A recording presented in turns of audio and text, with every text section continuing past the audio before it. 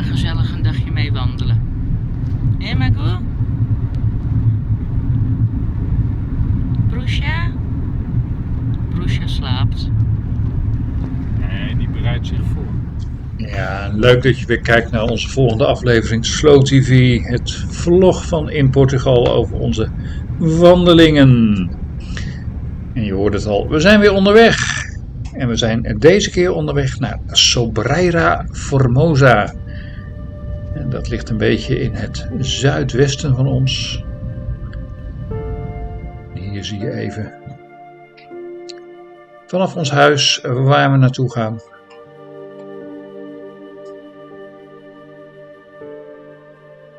Hoog boven.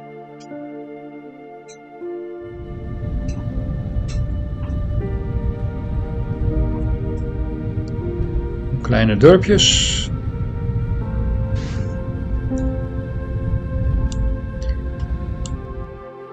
En dan weer naar Sobreira Formosa.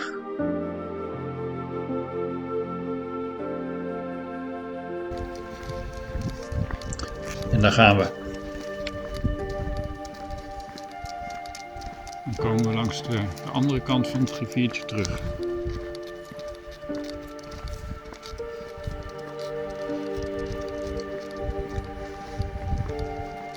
En dat was dus eventjes de verkeerde kant op.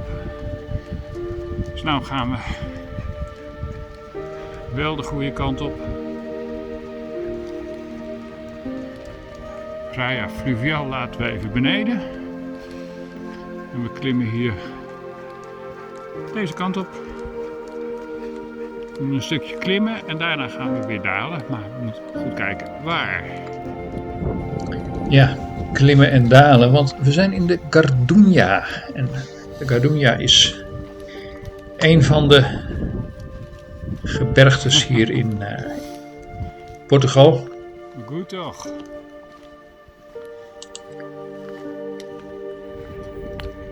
Nou, kom Broes. Spannend hè Broes? Op je oude dag nog zo lang wandelen hier.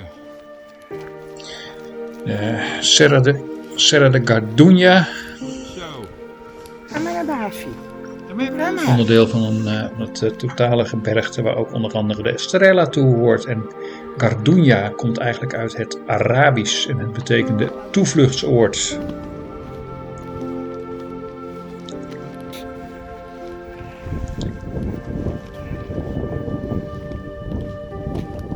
Nou.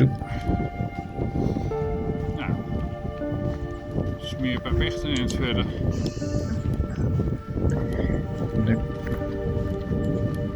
Nou, vandaag de wandeling met 2 hondjes. Beetje in de buurt blijven, go.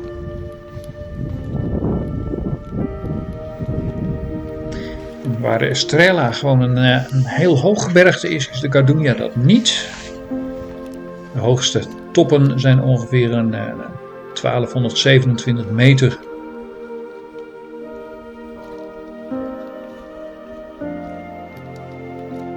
Ook hier een beetje aan de schaduwzijde. Goed zo, Broes. Mooie wandelingen, meis. Dan straks lekker naar beneden hoor. We klimmen omhoog. De Gardunha was tot begin vorige eeuw vooral een gebied met kastanjebomen. De kastanjes kwamen er vandaan. Maar enorme branden in de jaren 20 van de vorige eeuw hebben ervoor gezorgd dat er bijna geen kastanjes meer over zijn.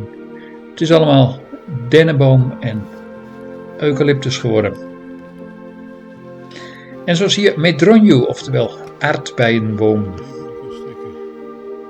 Waar ze hier in Portugal een bijzonder pittig drankje van maken.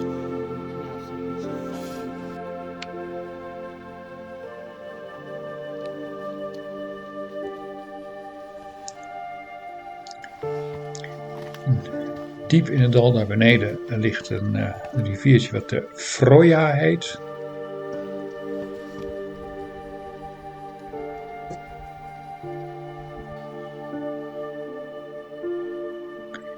Een van de vele rivieren hier in Portugal.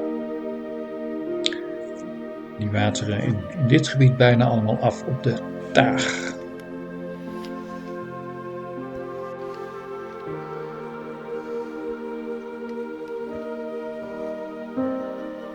Mago, wacht.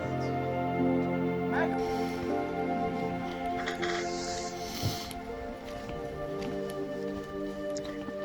Sobreira Formosa overigens is op het ogenblik een plaatsje met ongeveer 1000 inwoners. Maar is honderden jaren lang, zelfs heel erg lang, de provinciehoofdstad geweest. Nu is dat Castelo Branco. En het plaatsje zelf is gesticht in 1222. Ja, oké, Bruce, we gaan naar beneden. Het werd gegeven aan een buitenechtelijk kind van de toenmalige koning van Portugal.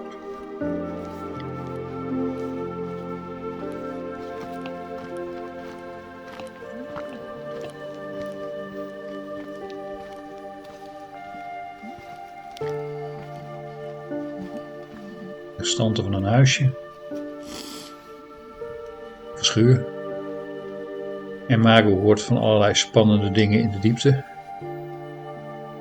Maar de hellingen zijn behoorlijk steil.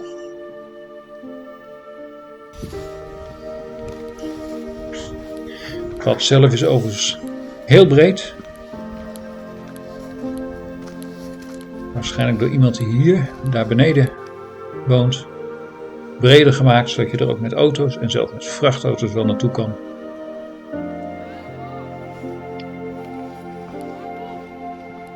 Ah, Bruce, kom maar.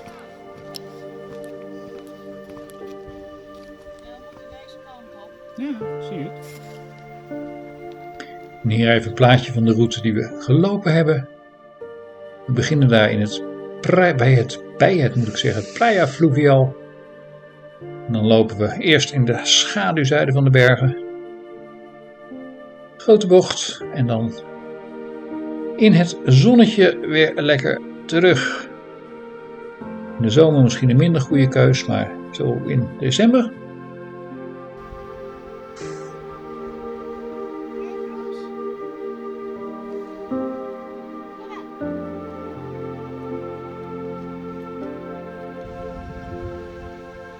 Het is voornamelijk dennenbos wat er hier staat. Pijnbomen. En wind.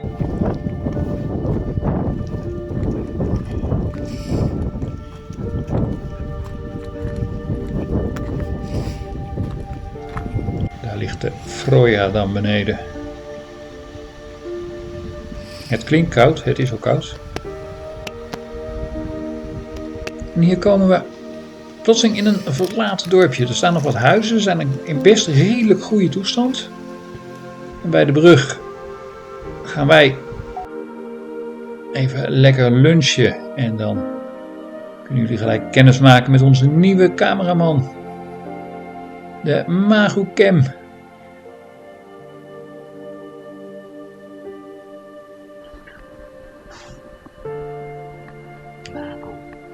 Ik moet niet Mago zeggen, ik moet Mago zeggen natuurlijk. Het moet zelfs in het Portugees uitgesproken worden. De Mago Cam. En zo kan je ook eens zien wat een hondje nou ziet als die aan het wandelen is. En daar zie je ook gelijk het dorpje erachter. Die kant op.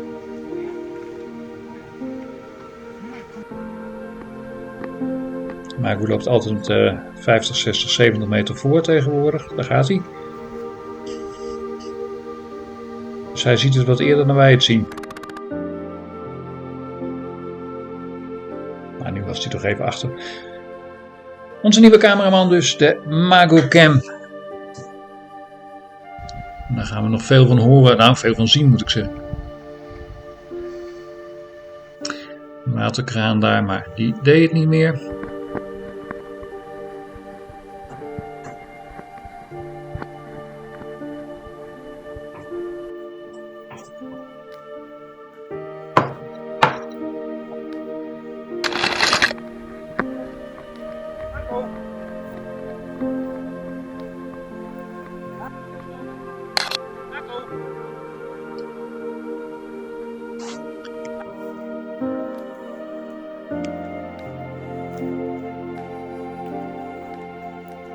was nog een aardige klim, want die Froya die lag toch echt wel best wel laag. Terwijl we over een hoog pad liepen. Er is overigens verder helemaal niets bekend over die rivier de Froya. Dus je kan zoeken wat je wil. Er is helemaal niks te vinden.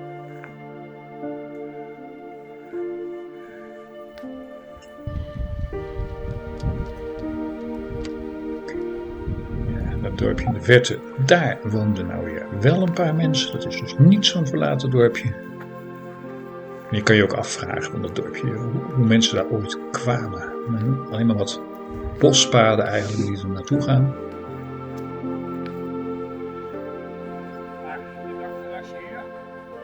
Ja, Het uitzicht is dan inderdaad wel geweldig. Zeker van dat dakterras daar. Waarop je uitkijkt op die brug daar beneden.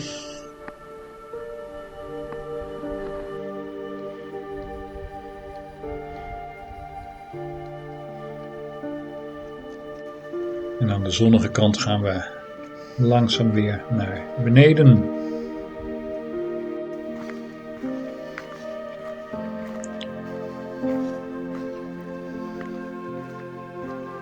Ja, naar beneden. Terug naar de rivierstrand. Heb je een waterval gevonden, Over Marco? het allerlei. Een waterval, lutje, tje.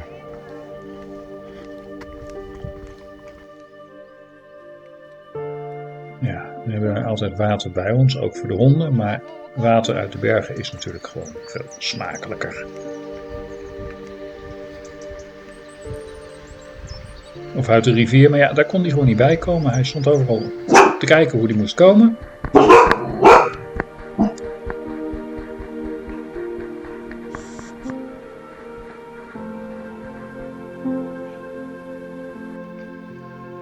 Wat ik net al zeg, toen allerlei verhalen de ronde over Sobreira Formosa aan zijn of haar naam gekomen is. Sobreira is het Portugese woord voor kurkeik. En Formosa is mooi gevormd.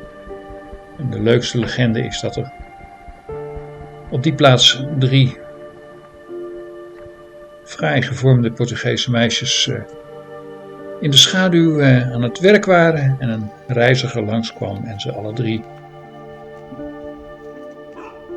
prachtig noemde.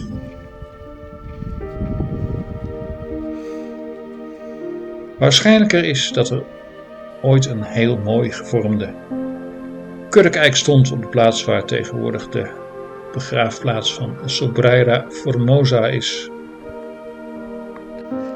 en nou zie je een camera. Wat ze komt ervoor. Nee, alle haren zijn ook weg.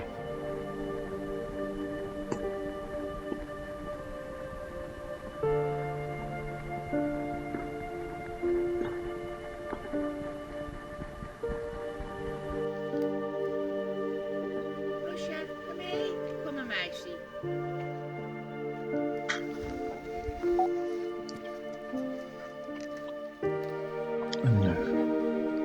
Een mooie route. Ga mee, Bruce. Maar het uitzicht is wel overal een beetje hetzelfde. Dennenbomen, rivier in de diepte. En mijn boer blijft maar vooral water zoeken.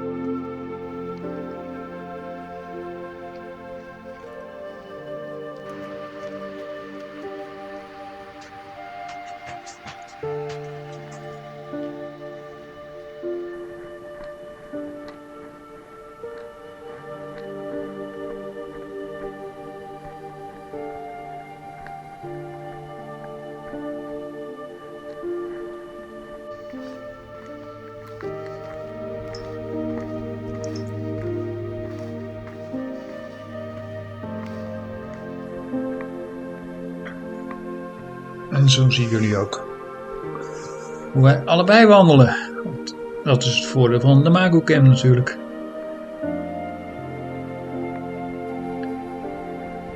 Laat vooral in de opmerkingen hieronder ook weten wat jullie van onze nieuwe cameraman vinden.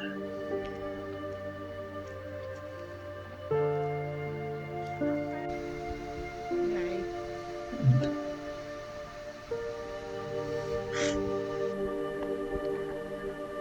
Een beetje training voor Magoo, want we komen nu in de buurt van het rivierstrand aan het einde van de wandeling. En ja, dan wordt hij helemaal zenuwachtig, want daar is het water.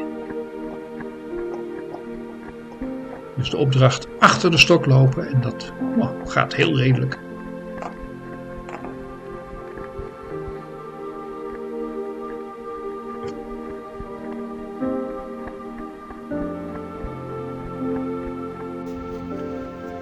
Ik denk het niet.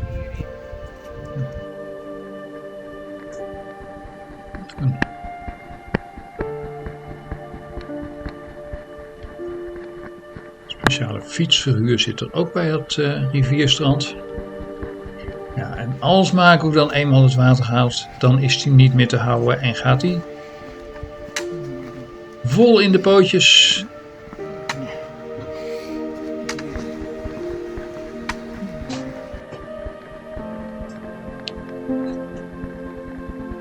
Iets minder snel dan deze versnelde beelden hoor, maar...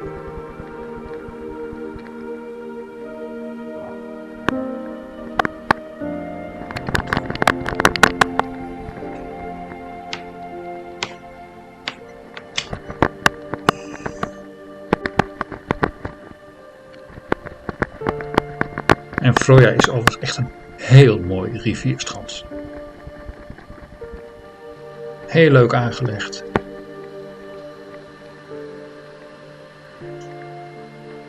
Het watervalletjes, een brug, een speeltuin. En Magoo heeft het water gevonden. Ga maar kijken. Ga ook maar lekker zwemmen. En Broesja ook trouwens. Daar gaat ze. Ja, met 13 jaar doe je het een beetje rustiger aan, hè? Waar is Basie dan? En Magoo?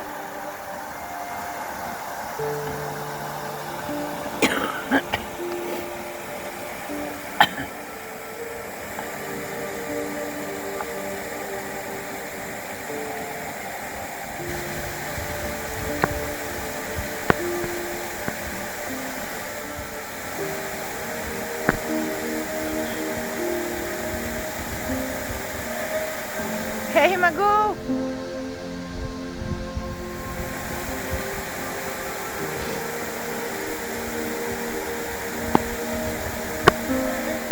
Kom maar Magoo! Dat was Kom dan! toch ook voor Magoo te koud. Maat!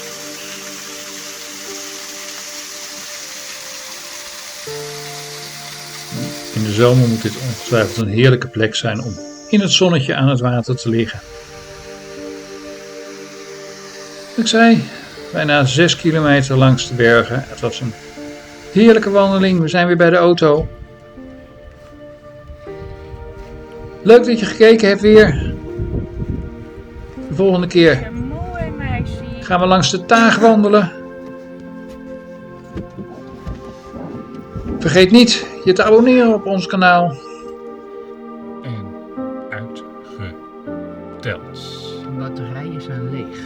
Helemaal opladen nodig. En laat een dikke duim achter als je hem leuk vond. Zoals onze Magoo. Allebei.